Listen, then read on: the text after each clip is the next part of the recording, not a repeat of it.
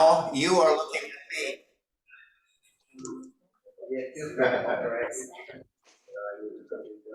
And I want to welcome you all. I want to welcome you all. Zoom, zoom, zoom away. And we've got a nice full house here. It looks even fuller because we've got this cozy little new room where we are. Hello, everybody. Hello, Scott. Hi, Scott. Hello. Yeah. Hello, Marilyn. Hello, Alan. Scott is operating our stuff for us, our tech for us, and our Zoom. Before we, can we see everybody again one more time? Yeah. Before we share the screen, Jonathan? Thanks. Hey everybody, welcome, welcome, welcome to the Permaculture July meeting. And we want to, we've got Jonathon Coombes here, who's going to be telling us all about, what is it? Fungi, foraging, and first aid, which is a wonderful thing. And farming mushrooms. Farming. And that's mushrooms, yeah. And farming mushrooms. Yes, that's right. And I want to welcome you all. I want to welcome you all to our space. And I would like to know from each of you, we'll go around the Zoom thing and we'll find out from each of you how you found out about this meeting. And we'll start with Michelle Higgins. Hi everyone. I am a silent member of Permaculture Hunt. You've just become a vocal member. Yeah, I think I've been a member for maybe 2 years. And I get the emails and the newsletters, and it's just very tough to get to meetings. So yeah, so Zoom is best, but I think this is only my second one. Well, thank you. And how did you find out about this particular meeting, Michelle? I was in the newsletter. It was in the newsletter. You beauty. Thanks for that, because we're trying to figure out the mystery of all these things. That's wonderful. And next, let's go to Al. Well, we know how Alan found out about it. Yep, that's right. The newsletter. We know how. Alan's an old fixture around here. I usually hang my hat on him. And same with Robert. We know how you heard about it. Yeah, email as usual. Would like to get to meetings, but water over a road. Oh, really? So have you been locked in? Not locked in, but it's sometimes a bit difficult to get from Gresford to where you are. Well, well, well. Oh, my heart goes out to you. It's a bit tricky having to cope with floods these days. There's probably going to be more of that. And Risa in Wanneroo country. How are you? How are you going with the floods? Oh, well, personally, I'm fine. I'm on a ridge, so that's fine. It's really Maitland and in Robert's Way that has closer to the river. You know, yeah. I'm still in the river valley, but I'm way down on the southern of the valley. Yeah, yeah, okay, cool. I'm like Wollongong, yeah. Oh, sorry, Risa, what did you just say? I'm like Port Wollongong village, which is a bit further down my way. Oh, yeah. And yeah, they were hammered. Yeah. They were hammered, weren't they? Yeah. Marilyn Diaz. Hello. Hello there. I saw it on Facebook. I know Scott and Linnell, and I think they shared it on Facebook. Oh, lovely. Hello, Marilyn. Hello, Scott. Hello, Linnell. And Tash, how did you find out about us? Hi, I have just moved up to Port Macquarie from the South Coast, and I did a lot of permaculture stuff down there. So I was just sort of searching around and putting the feelers out for other permies, and I found your Facebook page and had a scroll through and saw it on there. All right, how resourceful. Good on you.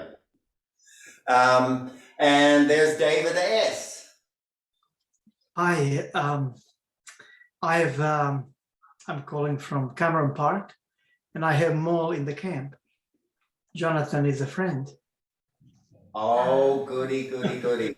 You're the one that Jonathan told us about that would be coming along. Wonderful.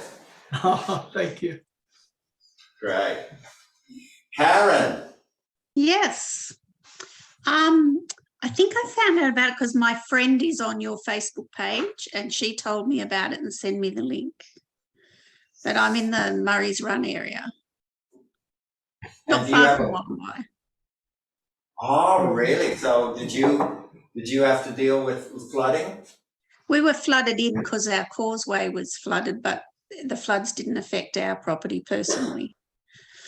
All right. That's good. Yeah, yeah. Well, welcome, Karen. Welcome. Thank you. Lisa, Grace, would you unmute yourself and tell us? Hi Ross, hi everyone. Hello. I found out about the meeting from the email that I receive every month. I'm similar to the other mum that spoke earlier on, where it's just hard to get out of an evening when you're a mum. I know. Well, so that's why I always Zoom. I'm sorry. Well, we're so lucky to have a good Zoom situation here. We started it up. Yep, we started it up when COVID happened, and we'll never go back. I remember. Yeah, that's been the positive side to COVID. Yeah, that's right. Yeah. And there's Laura Lidster.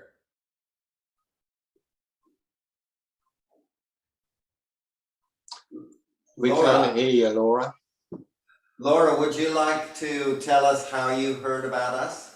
Can you hear us? Hello, Laura, can you hear us? Oh, maybe you're not aware that, is there anyone who knows someone called Laura Lidster in this group? No. She might have a sound down. Maybe we can check back with her later. Okay, cool. Brad McNevin. I think I know who that is. Oh, you've got a face. Hello, how are you? Nice to see you, Brad. Nice to see you. Welcome. Yeah, thank you. The mother-in-law tagged me in on the Lake Macquarie Growers Group. So I saw the post on there and was really interested to take a look. Nice. I work with your mother-in-law. Oh, yeah, Tracy, yeah, she's lovely. Yep, I do. Yeah. Oh, that's cool. And last but not least, Joe Cook. Yeah, hi. I was on the Lake Mac Grows Facebook page and saw the advert on there. Great. Well, it's lovely to have you here with us. I don't know whether Laura Lidster can hear us. Laura Lidster, are you there? Wave if you can hear us. Yeah. Can you hear us, Laura? Can you hear us, Laura?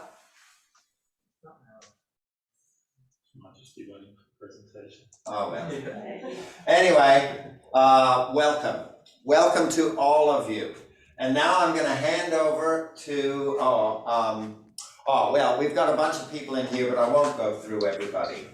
But I'm going to hand you over to Jonathan now, and he's going to tell us all about fungi. Can we just ask everybody online to go on mute just to reduce background Yeah, I noise? think that. Oh, that's a good idea. Not everybody has. Everyone online can go on mute, and that way we'll reduce the background noise. And, yep, cool. Thanks. You beauty. Welcome.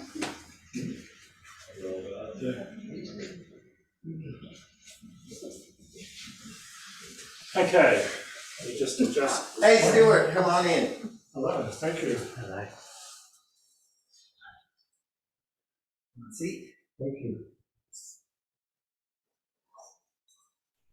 Okay, so I'm going to do a talk about the fungi, looking at a few different things, some warnings to be aware of, do a virtual forager walk, essentially, how you can farm your own, and some first aid that goes with it. Just see if I can reduce that screen somehow.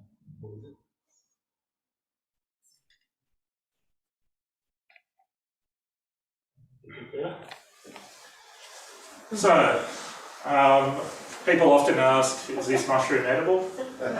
All mushrooms are edible, some are only edible once, is the famous saying. But you have to be very careful with mushrooms for an obvious reason. That unlike other plants where you might be foraging, say, greens and stuff like that, or even fruit, the worst that may happen is that you get an upset stomach or, diarrhea or something like that. Whereas mushrooms, if you eat the wrong one, you may not even know about it. You may think, oh, that tastes okay, and then 2 days later you're in hospital with your internal organs shutting down and nothing they can do about it. So that's why you have to be aware of what's out there and what you're eating.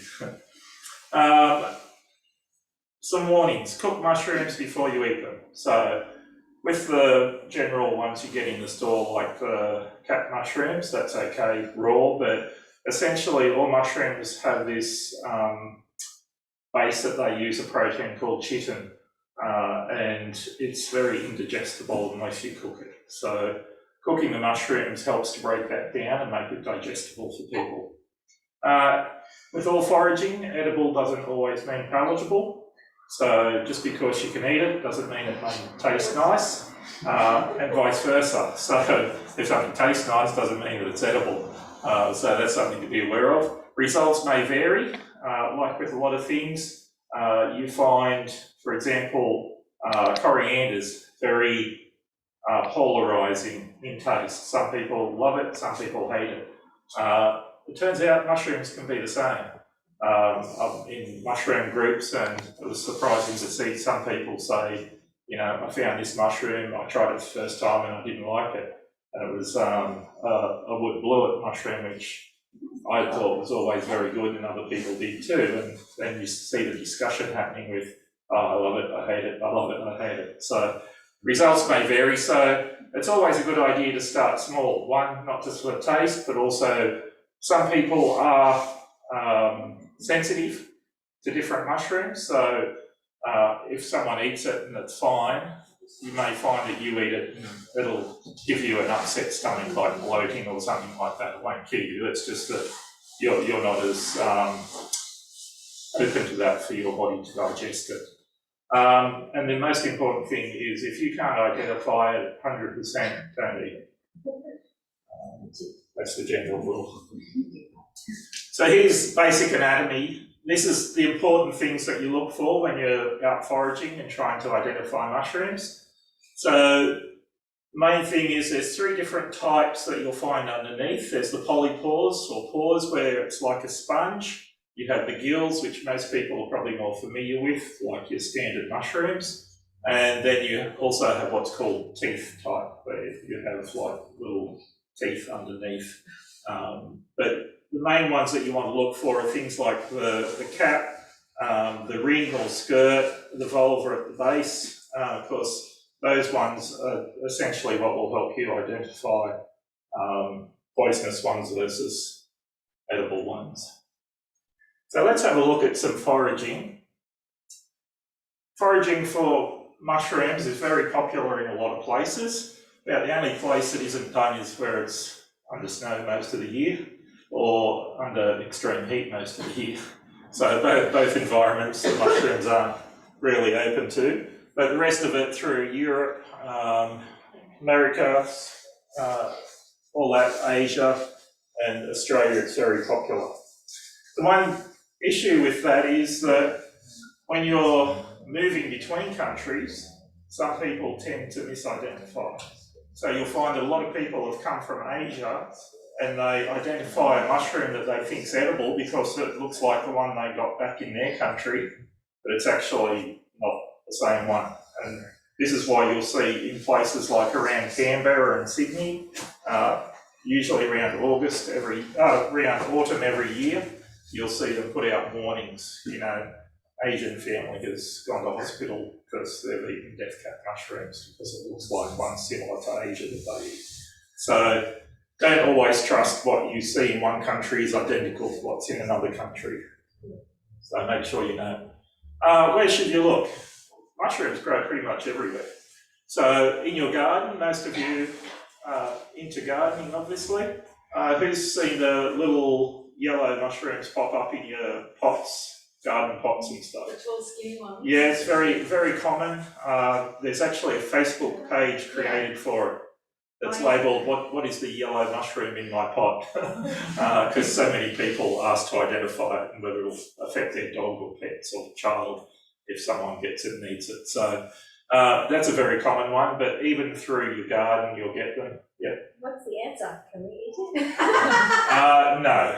Okay. Well, it's not one that will kill you, but it's not a nice one. So yeah, there's places you can find them, even in your garden. You'll get various types in there. If you put a load of wood mulch in your garden, has anyone put wood mulch in their garden and find that they get this lovely light purple mushroom come up? That's most likely a wood blewit, so they're quite edible. But again, make sure you can identify that. So, but that's one of the more common ones with gardens because of that. Lawn and nature strips. Who's been walking around, particularly after the rain, and you'll come out and you'll see your lawn and you've got mushrooms coming up through your lawn everywhere. Yep. Okay. They're probably one you don't want to eat, and I'll identify those in a minute. Anything that's rotting in terms of vegetation, logs, wood, leaves, anything like that they love. Forest floors, anything, and even underground. So things like truffles, for example, will grow underground. Can I see this in the chat? This chat. Sorry. See your Yes. Yeah. I think we're all good. Okay.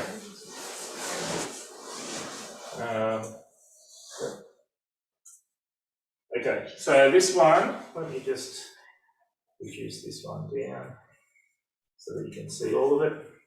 So this is probably the one that you've seen popping up in your lawn, the one on the left looking at the screen. This one looks very nice. Most people think, yeah, looks quite edible. They'll pick it. Underneath it looks like nice pink gills, like you might find some of your big mushrooms at the store. That's called a false parasol. This is the real parasol on the other side, which has a much longer stem and the much more pronounced colloquially called nipple at the top. So that's how you distinguish the two there. The one on the left is also known as the green vomiter for obvious reasons, because when you eat that, I think the record's about 4.5 hours the person was vomiting continuously, even though there was nothing left to vomit. That's how badly it can affect your digestive system. So, yeah. Good for weight loss. Yeah, and make sure you can see the difference there. But like I said, this one, it's pretty obvious, because this one, as you can see, it's sort of only just above grass height here. They've got a relatively short stem. The one on the right has a much larger stem. Usually they'll grow to about that high. If you're not certain, what you do is you take the cap off, you put it on some tin foil, and the reason it's called a green vomiter is the spores will drop down onto the foil and you'll get a nice ring pattern where it falls underneath. If they're green, they're this one. If they're white, they're from the other one. So you can eat the other one, can you? that one you can eat. I've had those before. And again, you might find those around in like the nature strips and parks and stuff like that. Are they tasty? Yeah, I quite like it. A little bit more delicate than your standard type mushrooms, but still very nice to eat. This is one that I'm trying to get hold of. Some people find paddocks of them. This one is, they're both the same for left and right here. This one really doesn't have one that's hard to identify with, like might confuse you. This one's called the shaggy inkcap for obvious reasons, also known as a lawyer's mane. But this one's very good eating, but to find them at this state, you pretty much got to go out straight after the rain when they've first started to grow. Because usually within the day, you'll find that they'll start to essentially decompose from the base up. So you might find some where you just get the top and the rest is like all this black dripping liquid. That's these that have started to decompose. So they're very quick that way, but they're very good eating too, apparently. This is the more common ones that people will be looking for. So the one on the left is the standard field type mushroom. So this is essentially similar to the white button mushrooms you'll get in the shops. Or if you go out to farms and places like that, you'll get something similar to this for your standard wild mushrooms. Usually pink underneath for a young one, going to grey as they get older. Smooth on top, nice and round. One on the right here looks very similar. And most people think that that's the case, but you'll notice that if you scratch it or break the stem, you get this bright yellow colour forming. And that's a yellow staining mushroom. And for this one, that's an indication that it's not a good one. The other thing that gives that one away is it's more of a box or cube shape for the cup rather than a rounded shape. So that one's actually your standard gold top style. That one, if you eat it, you will be hallucinating and having problems with that one. Oh, that is special mushrooms. Is that the psilocybe? No, it's a different type. That's a xanthodermes one. So yeah, that's why I said it's a different type of mushroom to what most people would use for the psilocybes. But that's one that most people will confuse with standard field mushrooms. The other thing is the smell. If it smells like a mushroom and it doesn't have the yellow staining, you pretty much got a variation on the left. Some of them may have a brown cap compared to a white. As long as it smells like a mushroom, has that same sort of feature, the gills, straight stem, simple ring, then and no discoloration for the yellow in New South Wales, then you've got that standard type of field mushroom that you can eat. If it smells like a chemical, essentially almost like a whiteboard marker, that's particularly if you're cooking it, that's an indication don't eat it. It's not a good one to eat. This one, I don't know if people have been foraging before. The one on the left is one that's very popular for foraging, is the milkcap mushroom, so saffron milkcap. The only issue is that you don't get a lot around here. They only found under pine trees, so they're symbiotic, essentially, around pine trees. So you have to sort of go south or out west. So Blue Mountains, down Goulburn region, over to Orange, Bathurst, those sorts of places. Belangolo State Forest if anyone wants to go, is probably one of the closer and bigger ones. But most of that will be finished now. Usually you get that generally between March and May each year. The one on the right looks similar, but that's the spectacular rust gill, also known as laughing Jims.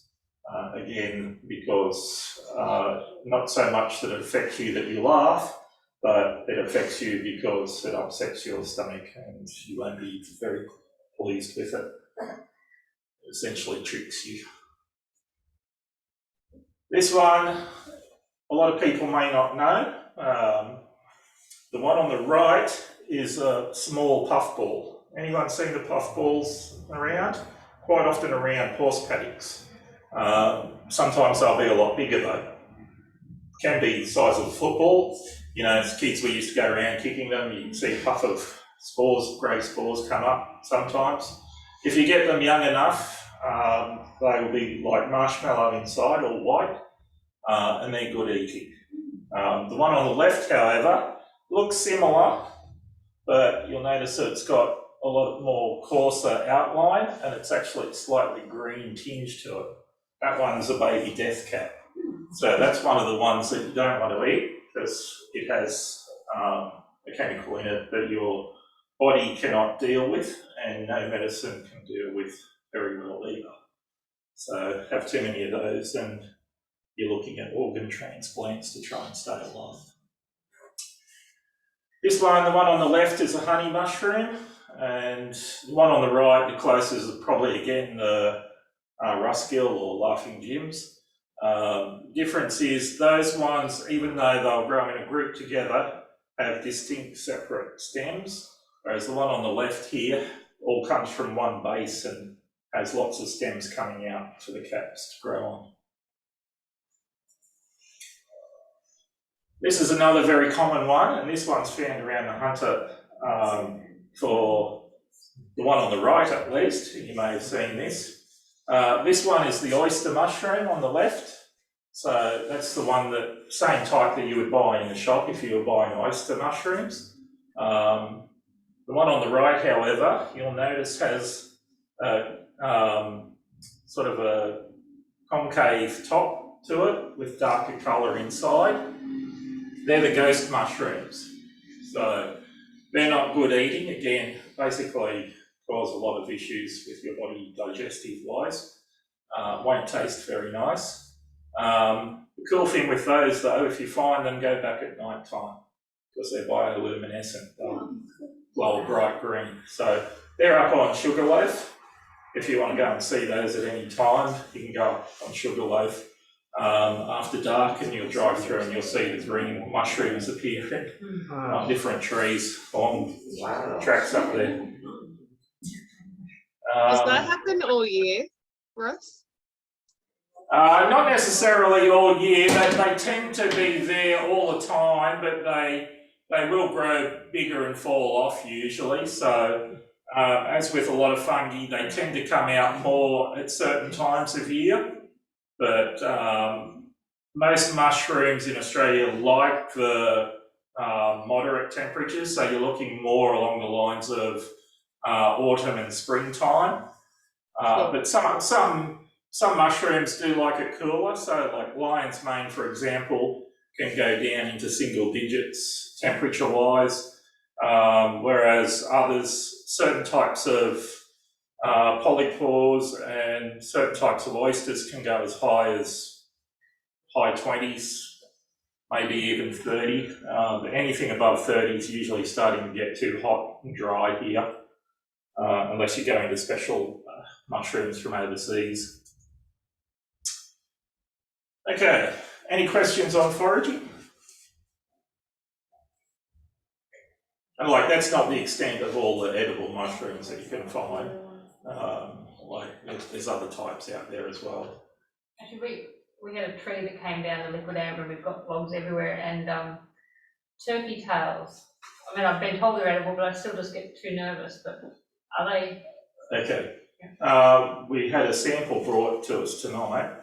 The turkey tail It's one of the polypores. It's called a turkey tail. The scientific name is used as versicolor, which, because it varies in colour, it has like these bands of colour as it goes out, similar to a turkey tail. But there's a few polypores that can look like that. The difference is that underneath, it's all white.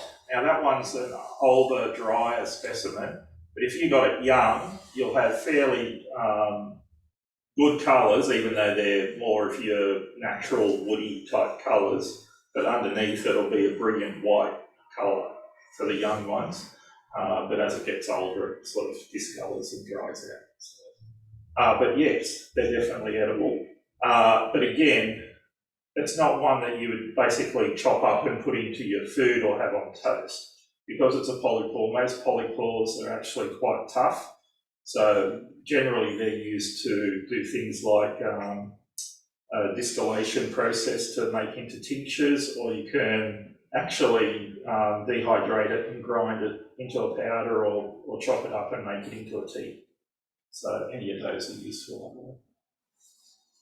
So we had another one pop up as logs, and it looked like your classic, like when you go to the Asian food, like the black fungus. Yep.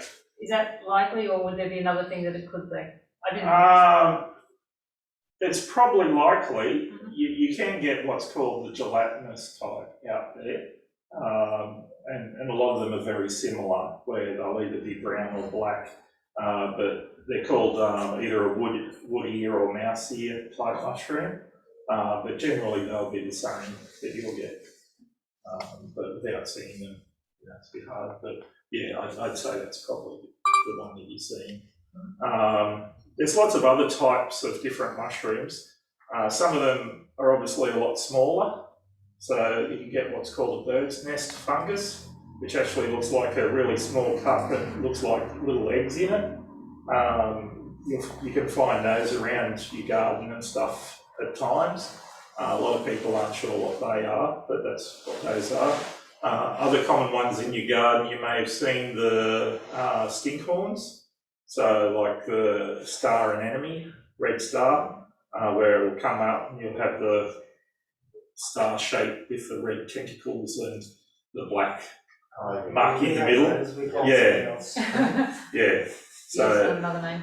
Yeah, they're basically one of the stinkhorn mushrooms. So you'll usually see flies and other insects around it because the black mark smells terrible to attract insects.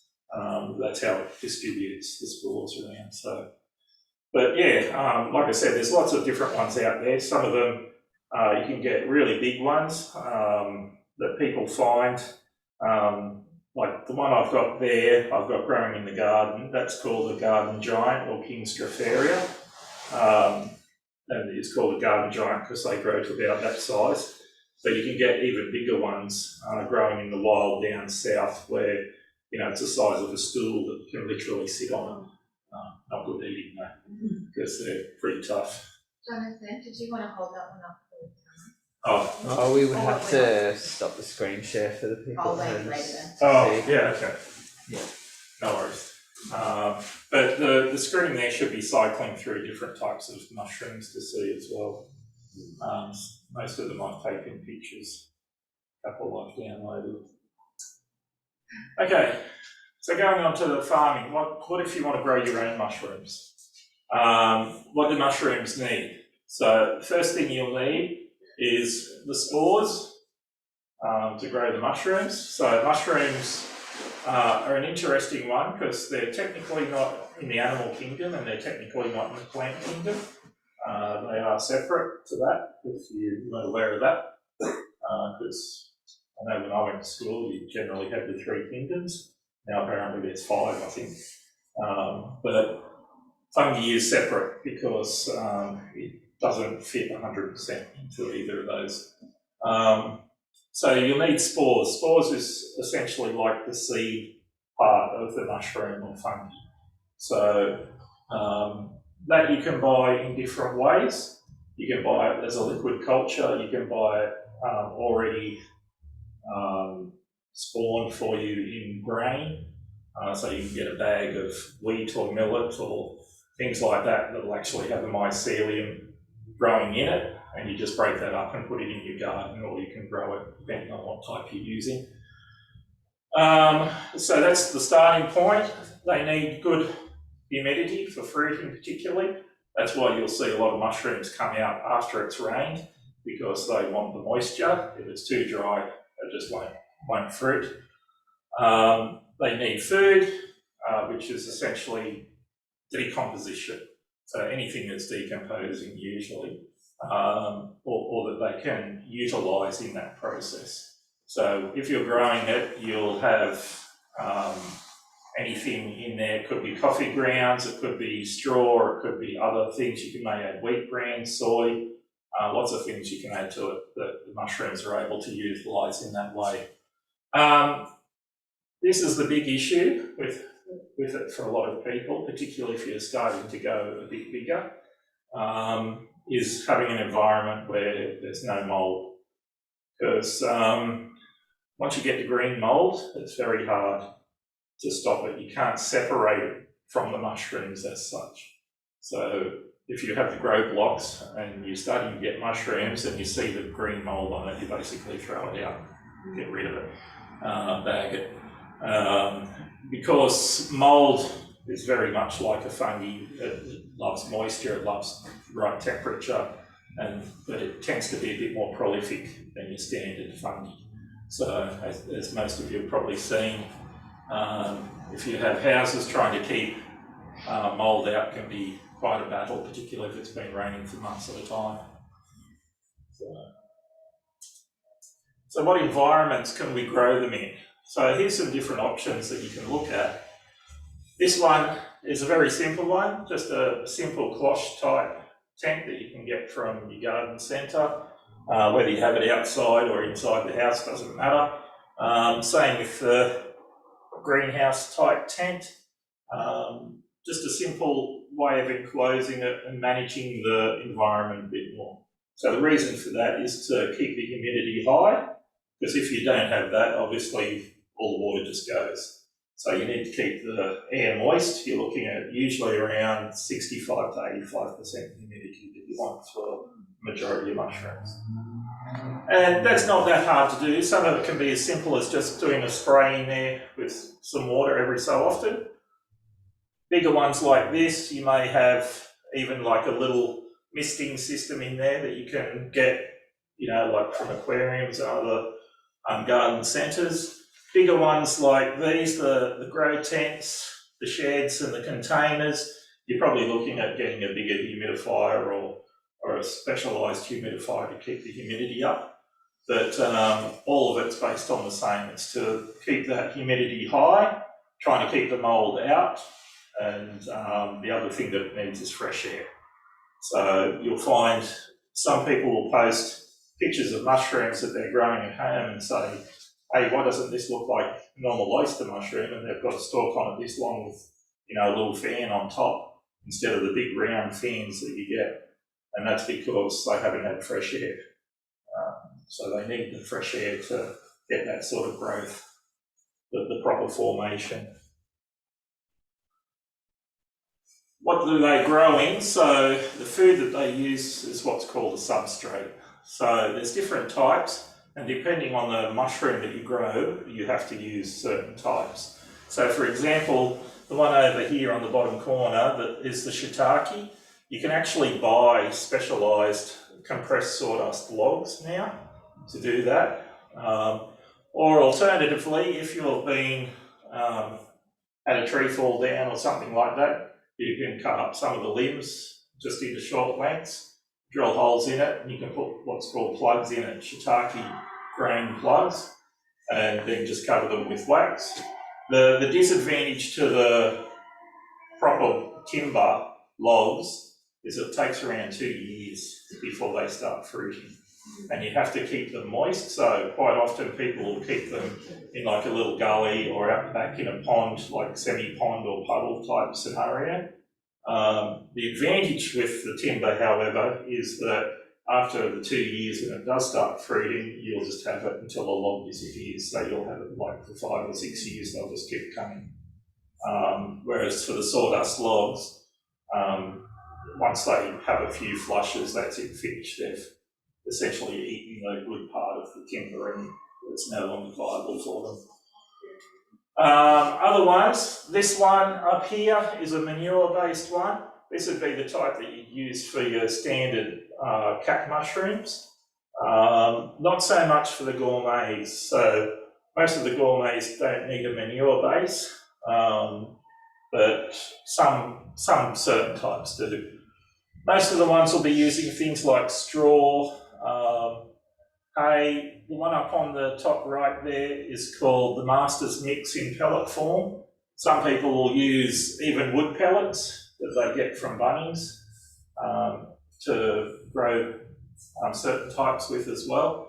But the Master's Mix is essentially made up of a combination of sawdust base, wheat bran and extra things like that to provide extra food to the mushroom. But a lot of people will experiment with different types. The thing with these is that when you get it, like, you can't just get the straw and start using it. So, for example, I've used organic sugarcane mulch that you buy in the bales. Even with hay bales, some people have just bought hay bales and injected it with liquid culture. And sometimes it does work, depending on how it's done. But if you want to be careful with the mould, then you've got to sterilise all the stuff so that there's no extra mould, or you don't have plants growing that was there before. Like if you're using oat or wheat, you don't want to have those sprouting through your mushrooms and stuff like that.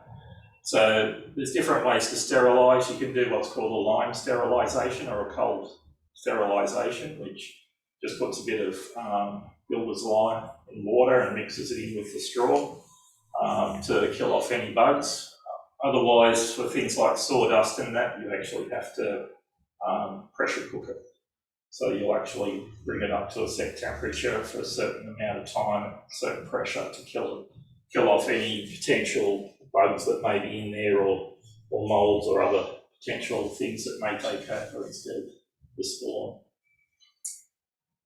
These are different ways that you can have the mushrooms growing. So you'll see over on the right-hand side, the top one is the grow kits, similar to the one I've got on the table there. They're usually the simplest type you can get.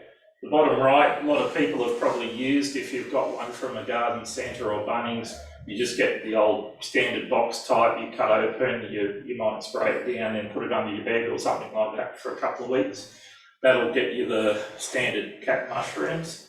But the grow kits there, we've got the oyster ones, and there's also lion's mane one that you can do. And they're useful because all you have to do is take the front window out, cut a hole in the plastic, and then just give it a spray with a spray bottle that it comes with a few times a day.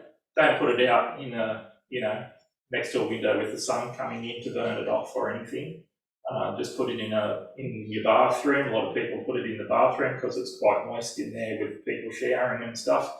Other people might have it on a part of the kitchen that's shaded away from the window or something like that, where they can just give it a spray whenever they come through. But they work fairly well. Sometimes you find that if you get an older one or something that you've bought, it may not be working in the time that you'd expect. So that one there for the oyster, once you cut it open and start spraying it, you should see pinning or very small mushrooms starting to form within 12 to 14 days. If you don't see it after about 3 to 4 weeks, then there's probably something, it's an older one, or there's something wrong with it. But what you can do is what's called a cold shock treatment. So you put it in a bucket of cold water and leave it overnight, then drain it and go from there. And we've had probably about 90% success rate with that for people who've had issues where it's come good again after the shock. Other types you can do, you can grow your own, get buckets. I would say there's probably too many holes in this to have a good one. Essentially that will be a one-off flush. So you'll get lots of mushrooms, but you probably won't get any after that because you've got too much. It's used up all nutrients in there. If you had less holes, you'd probably get bigger flushes and then probably get 2 or 3 lots of them. So once it's finished, you twist them out and then start spraying again, and then again you'll get that next flush in about 2 to 3 weeks. You can do it in bags like this, small bags, lots of different ways people can utilise. So how are they useful in permaculture? Well, it's the mycelium and mycorrhizal fungi. So what that means is that the majority of the so-called plant is underground. What you see as fungi, the fruit, is just that. It's what comes up to fruit and reproduce and to spread. But the majority of it's underground. Some of the biggest organisms in the world are actually fungi like this, where they're over hundreds of acres, all of it interconnected. Why is it good for the garden? The worst thing I've seen in a lot of garden groups is it's like, oh, I've got a mushroom, I'm going to get rid of it and, get it all out of the garden, dig out all the white, the mycelium and put in fresh dirt.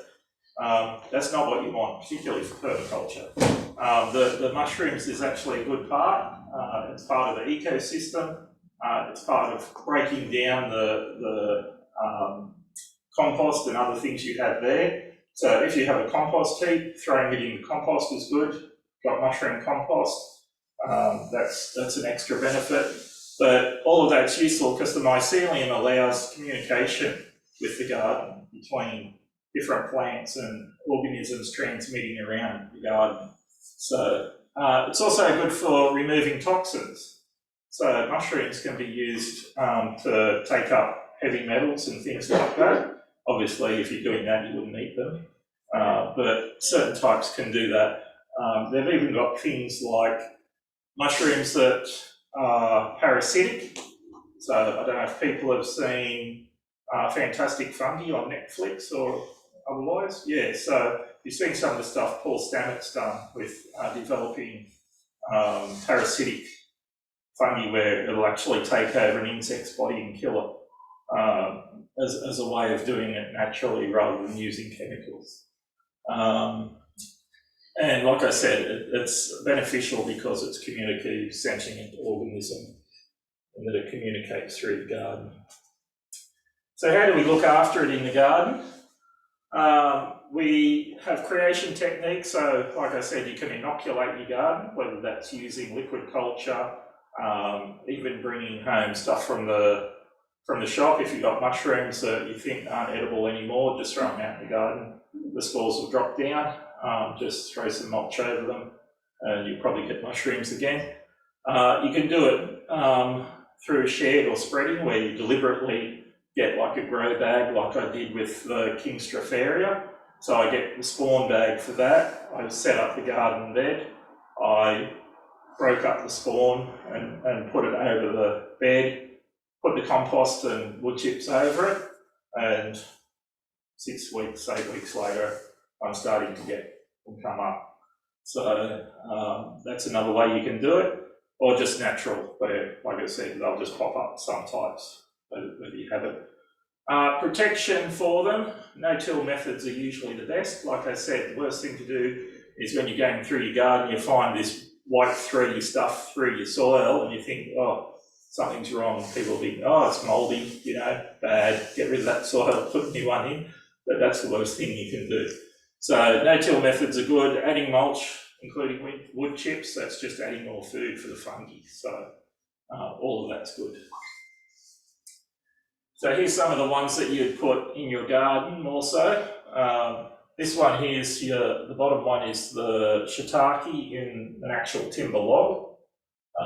The one up on top is the ones that I've got growing, the King Stropharia, also known as wine cap, because it's got that burgundy wine colour when it's very young, but also known as garden giants because they grow to the size of a dinner plate, sort of like that one if you let them go. Okay, Any questions in regards to the farming or gardening side? No? I've got a question, please. Yeah, what was that? I saw on Gardening Australia a long time ago a story about growing fungi in coffee grounds in grow bag, like special pendulous bags. Yeah. I'm just wondering if you have any experience with that, please. Yeah, the ones that we get, hang on, I'll just show you the ones that we've got. These are the life cycle grow bags that are contained in the box. That you can get the grow bags without the box, but this is usually what people will take home because it's nicely packaged, has instructions and everything else. But these come with used coffee grounds as part of the base. Other places will do that as well. There used to be one at Charlestown where they collected the coffee grounds from the cafes and used that to grow oyster mushrooms. And Life Cycle does it with a lot of their grow bags. It's a way of recycling, reusing stuff that's out there. But you don't have to use the coffee grounds. Like I said, you can use other things as well. Some people grow mushrooms just when they mow the lawn, they put all their grass in a big pile and then they'll put it in bags and grow mushrooms out of that. So it just depends on what type you're growing and how many you want to grow, essentially. That answer your question?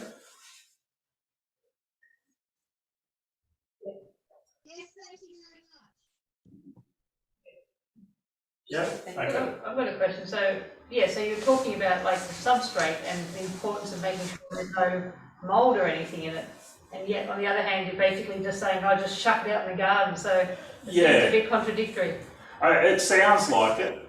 And essentially, I guess it comes down to, it's a bit like people. You know, some people, they want their house and stuff absolutely sterile, and they'll go and they'll clean everything, they'll spray every surface, disinfect it multiple times.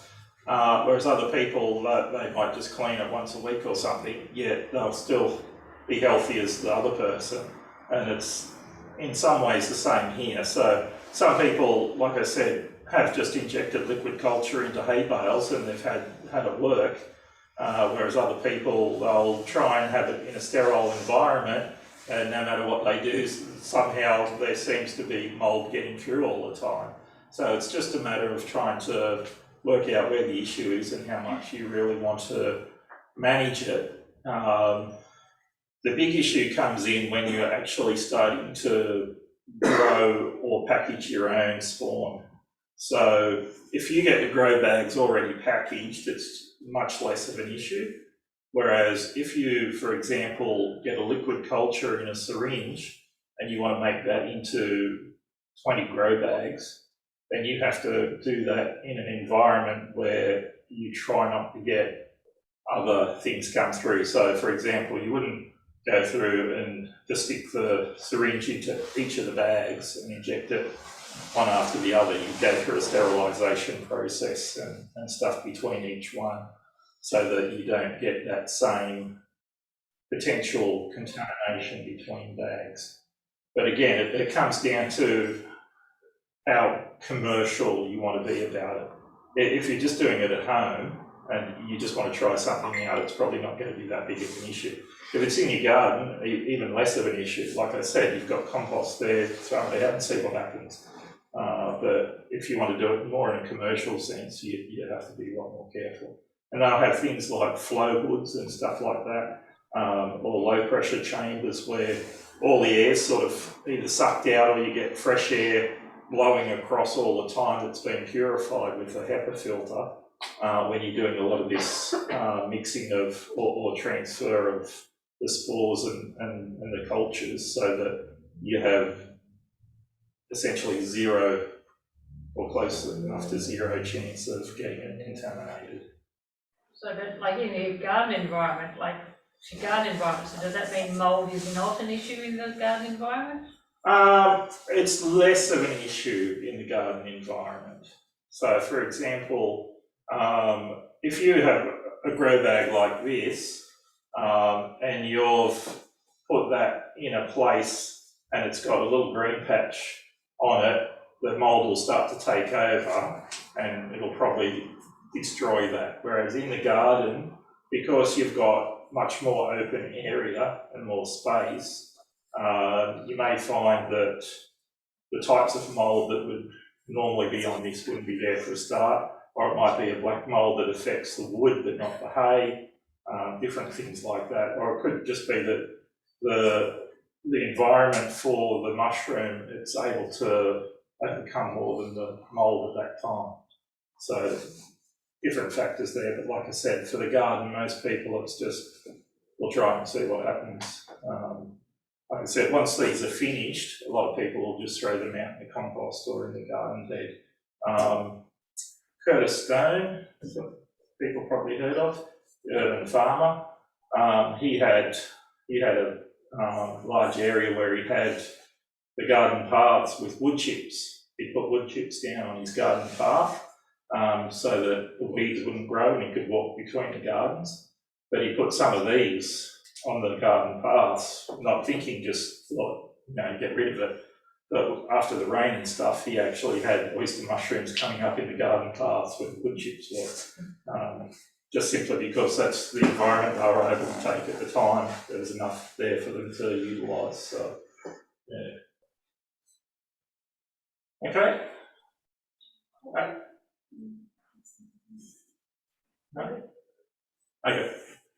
Okay, so looking at the medicinal side, what I refer to here as first aid, I'll do a standard disclaimer first.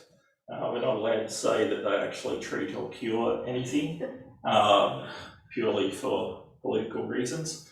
But there's a lot of research that's happening with medicinal mushrooms.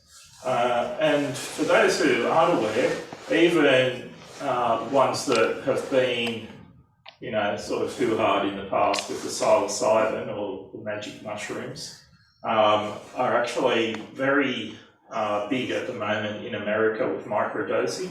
There's international conventions on it in uses for things like depression, anxiety, other mental health like dementia and Alzheimer's and stuff like that. So that's actually becoming much more prominent, and even in Australia, they're starting to get special permission in some things if you're in the health field, where you can look into doing some of that and learning about it. Still not something that technically you can go down to the chemist and buy, but 5 years, who knows. So there's a lot of research still being done. But there's a lot of research that has been done. So China, the Chinese medicine, for example, has been using some of the traditional mushrooms in medicine for essentially thousands of years. But the other thing with that is quality does matter. So if you're buying powdered mushrooms, for example, or mushroom tinctures, you really need to be aware of where it comes from. So a lot comes from China. They grow a lot over there, but unfortunately the quality isn't always assured. So you may find that it's either mixed with something or they mislabel it and put a different type in or something like that. So that's why you have to be a bit more careful with those. So here's the first one. I'll just minimize it. So this one's lion's mane. This one's really good for mental health. So it strongly stimulates the synthesis of nerve growth factor. So anything to do with nerves, and particularly in the brain, is really good. So this is where they're using for things like Alzheimer's and stuff as well. It's interesting because it affects people differently depending on what their needs are. So you may find that for a person who has depression, anxiety, it helps to calm their mind down, relax, they can focus more. Whereas for someone like myself who might be working in front of the screen all day and trying to problem solve, it sort of helps your mind to think and process better, and not get tired too quickly. So all of that's good. And like I said, there's definite improvements being found for Alzheimer's and Parkinson's. It increases brain alertness function. So it's a good one to take first thing in the morning. If you don't like coffee or you're trying to reduce your coffee intake, having this instead in some apple juice or water is really good. It helps get your brain sort of active and started up in that way. This is one of the most common ones we're finding people asking for, probably for that reason. How do they process it? Does it come like powdered and just put it in a drink, or is it? You can get it in two forms. You can get a powdered form. We used to have powdered forms. Our drinks are sort of still a mix of that. But generally we found the tinctures work better because they're in a liquid form. You can add it to your coffee, you can add it to your cup of tea or something. Some people don't even bother, they just put the dropper under their tongue. Other people might put some in their pasta or dish they're making at night time once it comes off the stove, that sort of thing. So it's a little bit more versatile than the powder. The powder, you can use some of it that way, but trying to get some of the powders to dissolve in your cup of tea might be a bit tricky sometimes. But the other thing with the tinctures particularly, I know that the ones we sell use the whole plant part, so it's not just the fruiting part, it actually uses all the mycelium.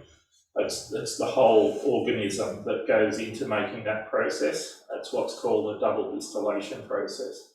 So it goes through a process where they extract out the ones that are non-water soluble and then extract out the parts that are water soluble so that they're all within that same tincture. So you're not missing out in that regards. For those who were listening to last talk by Monty, was it? Yeah, Monty. He actually mentioned these and he didn't like them. Well, not that he didn't like them, he didn't support them because he said that the reports weren't available as to the details. But if you go to their website, that's certainly available now. You can just click on the button that says view reports and they show you how that's all done. So, yeah, so we find the tinctures usually much more versatile that way. The thing with lion's mane is it can cause an issue with blood clotting, like not allowing the body to clot properly. So it's something that you probably wouldn't take if you're about to go in for a major surgery or something like that, because you don't want the bleeding to increase. Reishi, this is known as the queen of mushrooms. This one you're more likely to take in the evening because it has a calming effect. You get better sleep for a lot of people. So the lion's mane tends to sort of make you more alert and wake you up. You take it in the morning. This one you're more likely to take in the evening to help you sleep. It helps hormonal and cortisol balancing. It boosts white blood cells, so very good for your immune system. Has anti-cancer properties and helps balance blood sugar levels.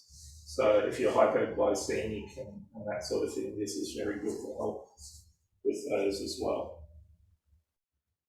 And this is one you can actually grow as well in a grow bag and stuff.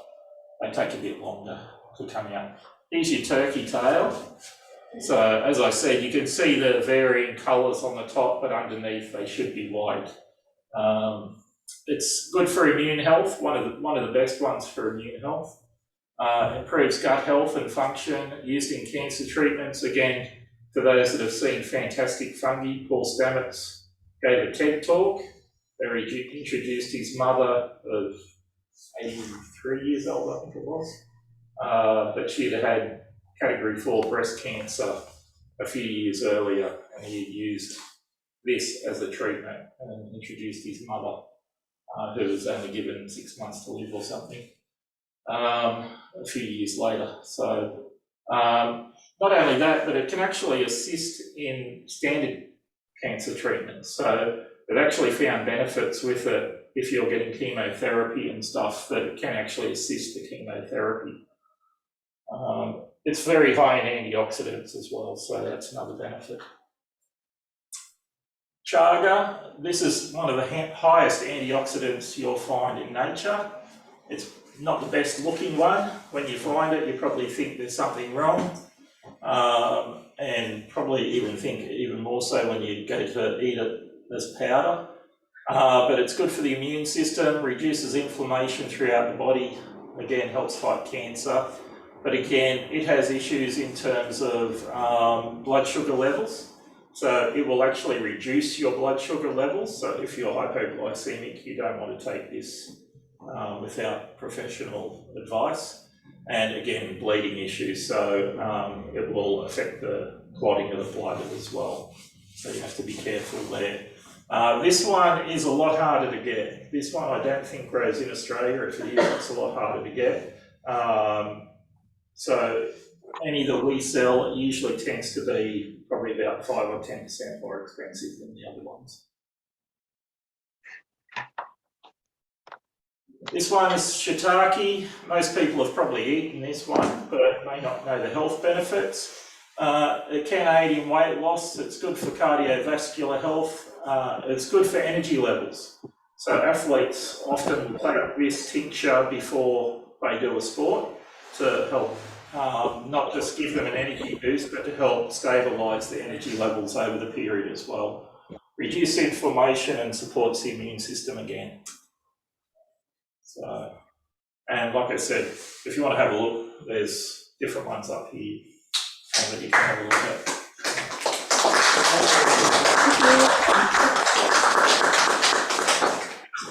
So, any questions?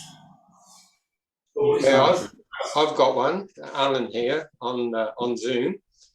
Yeah, hang on. I'll just open up the grid again so we can see people. And could we stop your share and then the camera can see you too? Sure. Thanks. That's it. Yep, there we go. Hi. Hi. Yeah, Hi. I understand that the spores can be detrimental to your health if you inhale them. Is that the case? Yes, very much so. Because when you think about what does the fungi want, like with a lot of moulds as well, they like warm, wet places. So if you breathe in the spores and it goes into your lungs, they have a nice warm temperature in there, nice wet environment. So it can be dangerous that way, but if you're working with them, it's not going to be a real issue. If you have them in a container or a shed or something like that, you probably want to be a little bit more careful. A lot of people will wear actual breathing masks and other stuff while they tend to them, particularly if they have allergies like asthma and other things. Okay, thanks. And something else of interest I found out from a lady on Friday night when I gave this talk was they'd actually looked at setting up a big commercial farm further up the coast. And she said, do you realise that 2% of Australians are allergic to shiitake spores? And I said, no, I wasn't aware of that. She said, I'm one of those people. So she couldn't continue with the plan that they had. So, yeah, I guess it's like a lot of things, you know, some people are allergic to some things versus others. So just be aware of what you're doing. Yep. Yeah, any questions? Oh yeah, the oyster mushrooms. You had them with the ghost mushrooms. Do they grow around here, the oysters, or? The oysters can grow here. I have seen them around Lake Macquarie, around the walk. They do tend to grow more on trees. So usually it'll be a tree that's fallen over or has an injury or something like that. But you won't find a lot compared to some of the others. Particularly the ghost ones. The ghost ones, like I said, up at Sugar Loaf are just everywhere. Yeah, I see. Nancy patch them up there, like water. Yeah, yeah. And like I said, even better at night. So, yeah. I think Lisa has a question. She's got her hand up. Thank you. I'm just wondering whether the information on the health benefits of the individual mushrooms, whether that's available on your website, please, because I didn't get, I was writing things down but didn't get everything. They're available online, so if you typed in the name of the mushroom that you're interested in, like lion's mane medicinal benefits or something like that, or even just lion mane's benefits, you'll probably find there's a lot out there. Sure. So yeah, very easy to find, and you'll get them from simple ones like we have like flyers and posters and stuff which will list the details for them. But you can get even down to some of the like medical publication sites and stuff will have specific details for treatment of certain diseases with particular types of mushrooms. So depending on what you want, yeah, you could look just in a general one, or you could find it in a medical site. Okay, thank you. Yeah. Is there any particular websites or Facebook groups you recommend? Depends on what you want to do. There's some good ones. Australian Mushroom Growers, I think it's called, is a good one to support people who want to just try it and see how it goes. If you're looking at foraging, there's Australian Wild Mushroom Hunters, I think it's called. That's another good one, but there's specific ones for identification as well. But I'm usually in the hunter one because the experts are in that anyway. So usually, people will post something and say, what's this one? And you'll get an identification almost straight away. So, yeah, it's quite useful. Oh, yeah. Show yeah. So this was something that you didn't see earlier. This is the wine cap mushroom that I've got growing in my garden bed. It's got a little bit of slug or snail damage, but this is the small version, and this is how big it can grow. But you can see underneath here, you can actually see some of the little mycelium there as well. Generally, when you're picking mushrooms in the wild, you'll actually cut it off at ground level. You won't pull it up out of the ground, because when you pull it up, you're sort of taking some of that plant base with it.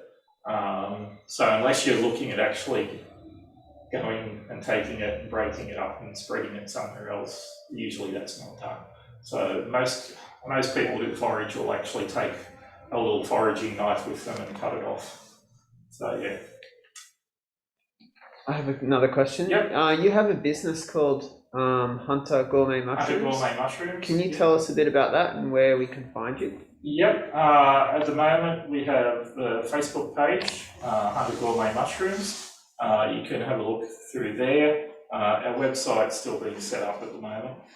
We're transitioning to a new one, but we'll have the stuff for sale through the Facebook page soon as well.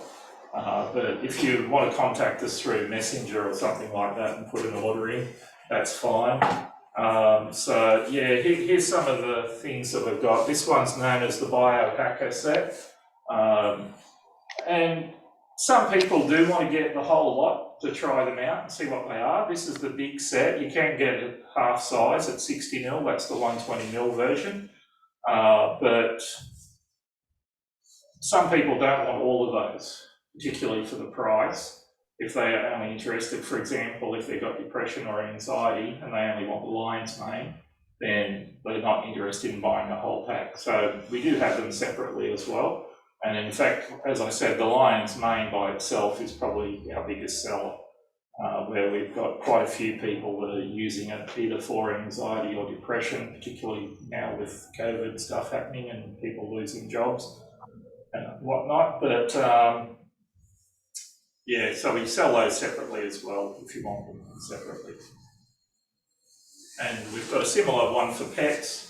There's other ones for, there's what's called the indigenous ones, which have bush foods added, so kakadu plum flavourings. And there's also a mouth mist version, which instead of a tincture, you actually just spray it in your mouth, so you might carry it in your handbag or in your car or something like that. And whenever you're feeling like it, you just spray it under your tongue. Can you put too much when you go to, is it a few mils? Or generally, the recommendation for most of it would be 500 grams worth. But generally, we haven't seen anyone be able to overdose on it. The very worst, again, might be a gastro upset. But, you know, if you're starting out, you obviously don't want to take a lot anyway. But like I said, some people we've found have liked it so much that they don't even use the dropper anymore. They'll just like take a swig from the bottle in the morning. So yeah, it just depends on how you feel and what you need, how it affects your body. But you will notice, particularly with the lion's mane, pretty quickly. The others, it's a bit harder to tell because it's more an immune. The gut one, like turkey tail, you'll probably tell pretty quickly as well. But the lion's mane one, you can tell pretty much straight away. You'll feel it in your head, you know, shortly after you take it. That your mind will change, or you'll feel a different state in your mind, how you're focused and thinking, whether you're anxious, whether you're calm down, you know, that sort of thing.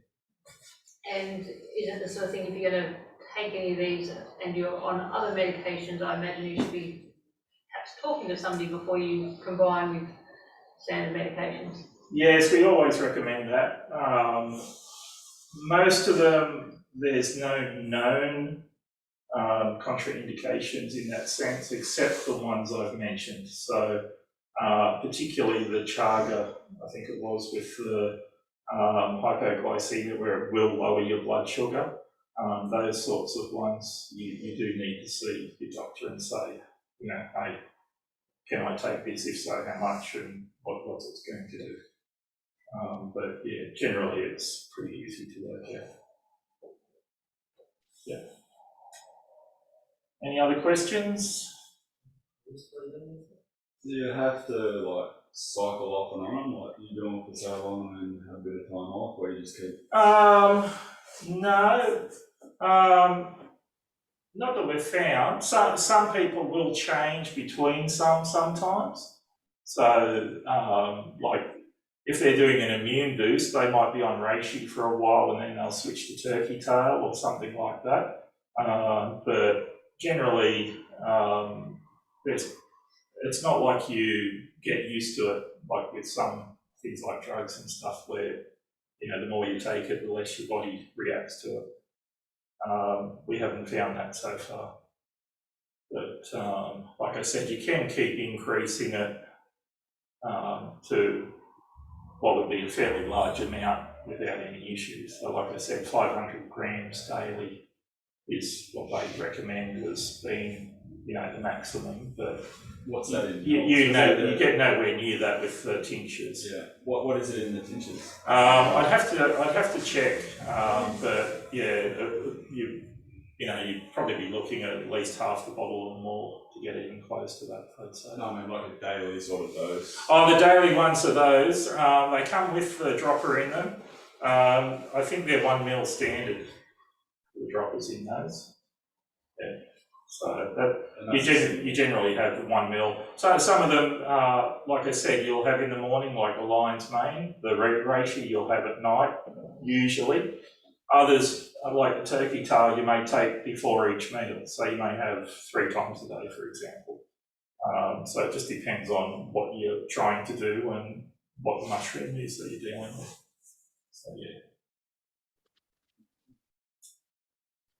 Yeah. Any on the Zoom? No? Okay. Well, thank you. Thank you, Jonathan. Let's have a big hand.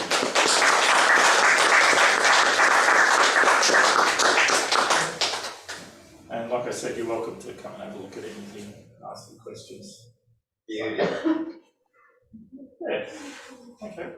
All right. Well, we're going to have a break now. And I think it's time to say goodbye to our lovely Zoom people. Thanks, everybody. Thank you. Thank you, Jonah. Yeah, thanks. Bye. Good on you. All righty. Beauty. Oh, that was wonderful, Jonathan. Ross. Yeah. I've got, if anybody would like one, I've got some past